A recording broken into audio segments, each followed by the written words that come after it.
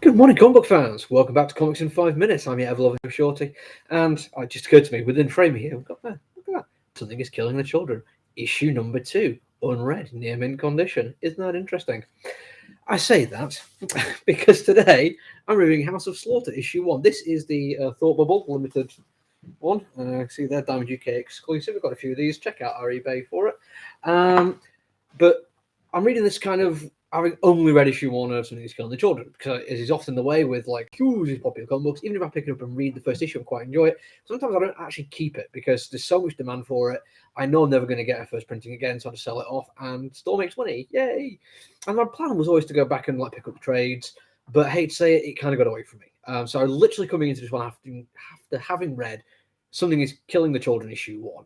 And first off, got to say, even though this is got Tinian and Deledera's name on the cover, this is not really their work. The story is by Tinian, but the script is by somebody else. Give me a second. They do have credits at the back, and I should have remembered these names. Apologies. Tate Brombal with illustrations by Chris Sheehan. Now, both these people are very, very good. But what they do is a really quite interesting Tinian and Deledera cover act. I don't mean that in like particularly bad way. I've seen some excellent cover bands. I've seen some covers of songs, but in a way, I'm kind of glad it's not just them going full on copying. If they were going to do everything the way that the original House of Slaughter would be on, then I'd say, not why just get the original team on it? Why pay these other people to do the extra work? Maybe it's a spin-off thing, and they're not expecting to be as good. Maybe they're bringing in a B team just to kind of test the waters a little bit. I mean, Something Is Killing the Children is one of those like huge kind of successes. Not many creators get more than one of those kind of launches in their career, but Tinian seems to be that guy at the moment. Maybe it's Dave Boucher has got some people they really want to push it out there, and they were basically trying to give them something that they could jump onto that would get them, because people are going to buy House of Slaughter. So we're going to talk about a few things which it does and doesn't do, which reminded me of Something Is Killing the Children, or at least sometimes just reminds me a little bit of Tinian's work. First off, we're going to talk some page layouts. We're going to start actually with guttering. Black guttering for the present day, white guttering for flashback. Really like that. Rather than just going for colour palette, I actually totally changed the look of the page in a way that doesn't affect the artwork in any way, shape, or form. Love it. But what it does do is that Something Is Killing the Children, double page spread with panel breaks in odd places to try and move the eye around. It's not as effective in this. Gotta say, the fight scene we're talking about actually would make more sense just to be read straight rather than a confusing memory of something, which I think is what something did really, really effectively. But I still like what they're doing, and the artwork is really good. I forgot the guy's name already, and I've literally just checked it. Sheehan has a really good knack for facial expressions, which I love.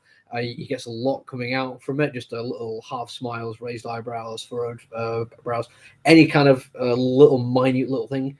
They seem to have a great knack for it. It's kind of spoiled at one point by a printing error where this looks like some fibers have fallen onto a page. So somebody looks like they've got a weird blue scar like that. But on no other picture of this person is that there. I think it's literally something fell into a printing thing, which is a damn shame. The other thing that's kind of similar but a little bit different is the writing. This one feels like it's an awful lot of exposition. And that means it goes slow, but doesn't add to any kind of tension.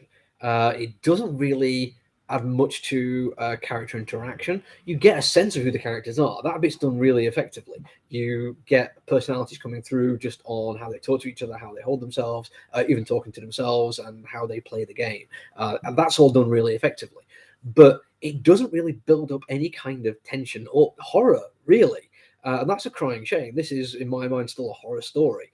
You do have the fact that the main character here is going hunting a monster and getting flashback to what he was like when he was training to hunt monsters.